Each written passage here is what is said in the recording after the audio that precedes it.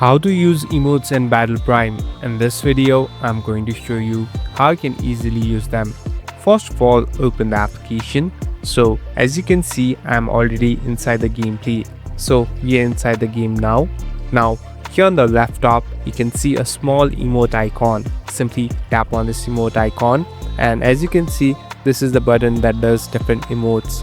Now you can even select different emotes from the vault or obtain new ones by buying them. So it's quite easy. So you can use emotes when you win the game, or you can even do this to tease your enemies. So simply tap on it and it does different moves and dances also, and you're done. Thank you for watching this video. I hope this video will help you.